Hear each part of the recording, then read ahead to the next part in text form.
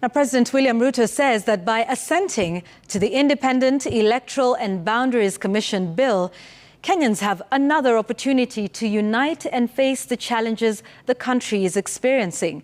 Azimio leader Raila Odinga, who led other opposition leaders in witnessing the signing of the bill at the KICC here in Nairobi, called on Parliament to fast-track the 8 remaining bills based on recommendations by the National Dialogue Committee (NADCO) report as a means of enhancing dialogue and reconciliation following the youth-led anti-government protests that led to the withdrawal of the Finance Bill 2024. Here's Seth Alale with more.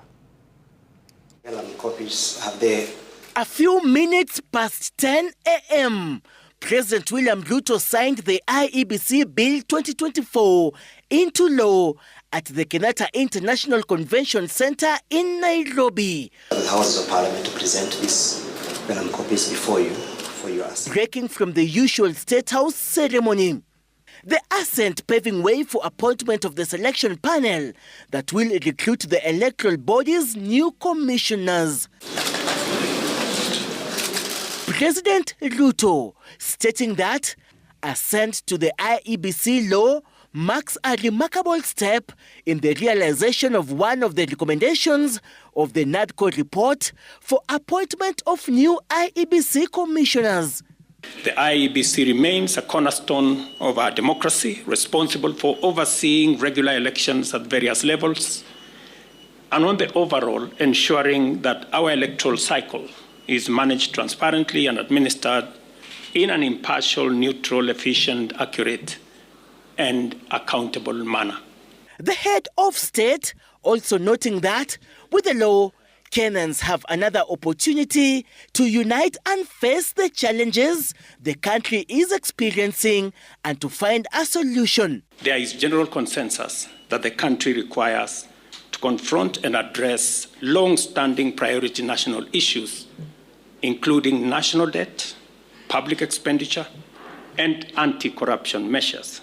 Azimio leader Raila Odinga, who led other opposition leaders in witnessing the signing of the IEBC bill, called on Parliament to fast-track the 8 remaining bills based on recommendation of the NADCO report, noting that the countrywide youth-driven protests demand an overhaul of the current executive and legislative governance.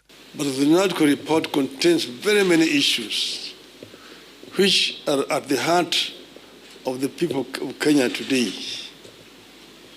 If you see the issues which are being raised by our youth, most of them are actually contained in the NADCO report. But if this NADCO report is implemented fully, you'll be able to address all those issues which these young people are raising. We want to call upon the people of Kenya that violence begets violence.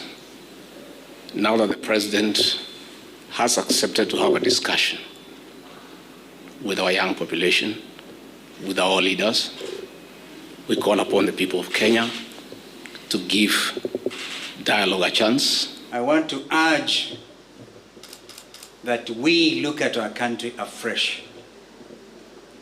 There's no way we can wish away the Gen Z revolution. And if we were to begin to be honest with ourselves, perhaps we need now to go back to bombers. Your Excellency, let me take this opportunity to assure you and the country that all the other 8 bills that emanated from the NADCO report are in process in both houses. We have divided the bill between the 2 houses of Parliament, and I want to give all of you assurances of both houses that we shall expedite in the processing of these bills with top priority. Under the new law, the number of members of the selection panel has been increased from 7 to 9. The president shall appoint a selection panel consisting of 7 persons for the purposes of appointment of the chairperson or member of the commission. The selection panel shall consist of 2 persons nominated by the Parliamentary Service Commission, representing the majority party or coalition of parties and the minority party or coalition of parties. 3 persons nominated by the Political Person Liaison Committee on that. 1 shall be from a party other than a parliamentary party or coalition of parties. 1 shall be from a parliamentary party or coalition of parties forming government. 1 person nominated by the Law Society of Kenya. 1 person nominated by the Institute of Certified Public Accountants of Kenya. 2 persons nominated by the Inter-Religious Council of Kenya. A person is qualified for appointment as a member of the selection panel if such a person is a citizen of Kenya, meets the requirement of leadership and integrity set out in Chapter 6 of the Constitution, holds a degree from a university recognized in Kenya. Under the new law, the chairperson of the commission shall be a person who is qualified to hold the office of Judge of the Supreme Court under the Constitution.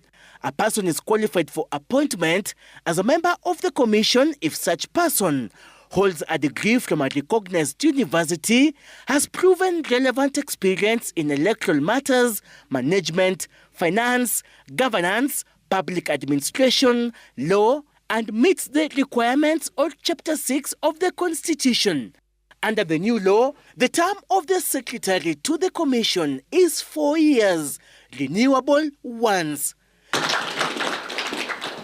Some of the other 8 National Dialogue Committee bills introduced to Parliament include the Constitution of Kenya Amendment Bill 2023, which, if approved by Parliament, will change the structure of government to introduce the leader of the official opposition, an anchor in law, the office of the Prime Minister, the Senate Oversight Fund, the National Government Affirmative Action Fund, and the National Government Constituency Development Fund, NGCDF. President William Ruto's assent to the IEBC Amendment Bill coming at a time when the head of state has been under increasing pressure from Kenyans to engage and embrace reconciliation and dialogue amid countrywide protests that led to the withdrawal of the Finance Bill 2024.